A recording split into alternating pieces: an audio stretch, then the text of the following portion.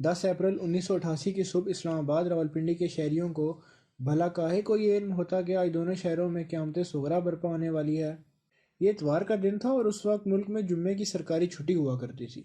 9 بجے تک زندگی بالکل معمول کے مطابق رواں دواں تھی۔ اچانک دھماکوں کی آوازیں آنا شروع ہو گئیں۔ اسلام آباد کے تناظر میں یہ بہت ہی غیر معمولی آوازیں تھیں۔ واقعے کا تو ابھی علم بھی نہیں تھا۔ لوگوں میں تو یہ کیسرائیاں گردش کر رہی تھیں کہ ہندوستان نے حملہ کر دیا ہے۔ تھوڑی دیر بعد پتہ چلا کہ راولپنڈی کے علاقے فیض آباد میں اسلحے کے ڈپو میں راکٹ کے ذخیرے میں آگ لگ گئی ہے۔ یہ علاقہ اسلام آباد اور پنڈی کے بالکل درمیان میں واقع ہے۔ لوگوں کو سمجھ میں یہ نہیں آ رہا تھا کہ راکٹ آسمان سے برس رہے ہیں یا زمین سے آگ نکل رہی ہے، مگر ستم ظریفی دیکھیے کہ اس ہولناک تباہی کو محض ایک حادثہ قرار دے دیا گیا۔ اور اگر یہ کوئی حادثہ تھا بھی تو یہ بالکل غیر معمولی نوعیت کا حادثہ تھا جس میں عوام کے لیے کوئی ہدایات نہیں تھی کہ وہ کیا کرے۔ لوگ بدحواسی کے عالم میں کبھی سڑکوں پر، کبھی گھر کے اندر، کبھی چھتوں پر یہ جاننے کی جستجو کر رہے تھے کہ ہو کیا رہا ہے۔ آج راولپنڈی میں فیض آباد کے علاقے میں گولہ بارود کے ایک ذخیرے میں آگ لگنے کے بعد شدید دھماکے ہوئے جن سے راولپنڈی اور اسلام آباد کے شہر لرز اٹھے۔ اس حادثے میں آخری خبریں آنے تک 70 سے زیادہ افراد جاں بحق اور 850 سے زیادہ زخمی ہو گئے۔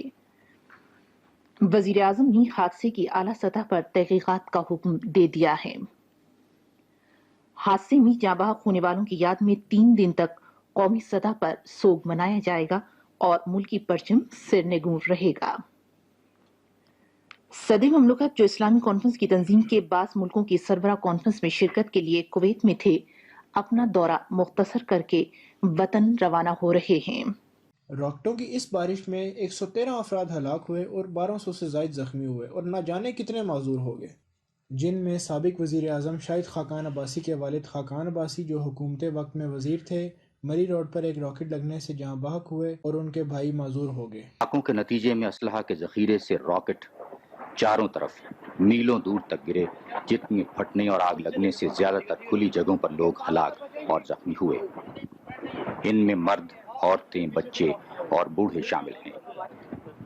ہلاک ہونے والوں میں قومی اسمبلی کے رکن اور سابق وفاقی وزیر جناب محمد خاقان عباسی بھی شامل ہیں۔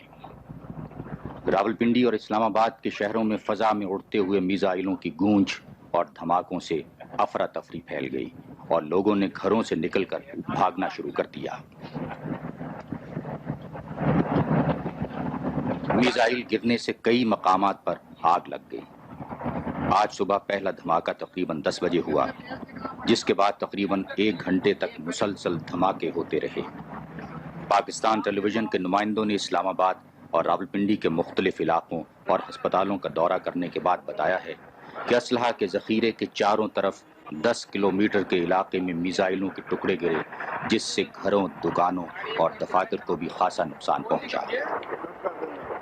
آپ کا نام کیا ہے؟ عبید الرحمان عباسی جی، میں بار بلٹن کے ساتھ میں رہتا ہوں، اور ابھی ایک پہلا شیل پھٹا ہے، صرف ایک، اور اس کے بعد جو ہے ڈائنامائٹ اور جتنے بھی شیل ہیں، یہ میزائل، یہ زمین سے اس طرح اوپر اٹھے ہیں جس طرح کوئی واقعی کوئی میزائل شیلنگ ہو رہی ہے، اور اس کے بعد جو یہ شیلنگ جو ہے اس سائڈ پہ آئی ہے، ساری سلسلہ شروع کر دیا۔ کوٹھیوں کے شیشے ٹوٹ چکے ہیں، سب کچھ کسی کو پیٹ کے نیچے سے اٹھایا ہے، کسی کو کہیں سے نکالا ہے، کسی کی بہت حالات خراب ہے۔ کیا ہوا؟ کیا ہے وہ؟ آرام سے کیا ہوا؟ پتہ یہ لگا کہ جی شیل پھٹے، شیل آگے گرے۔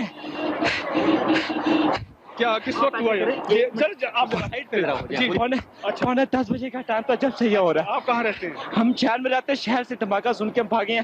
میں سول ڈیفینس کا آتی ہوں، دکان بند کر کے فوراً بھاگے ہم یہاں پہنچے ہیں۔ اچھا، ہسپتال پہنچا رہے ہیں مریضوں کو۔ جب ہم گھر میں بیٹھے ہوئے تھے ایک دم سے بلاسٹ ہوا ہے، بہت خوفناک قسم کا۔ اس کے بعد فوری طور پر یہ شیل جو ہیں وہ مکانوں پر گرنا شروع ہو پڑے، پھر افراتفری مچ گئی۔ لوگوں کو کوئی نہیں پتا کہ کہاں جا رہے ہیں، کدھر جا رہے ہیں، کسی کے جوتے ہیں، کسی کے پاؤں، اسی طرح ننگے پاؤں لوگ بھاگ رہے ہیں۔ یہ واقعہ کیوں پیش آیا؟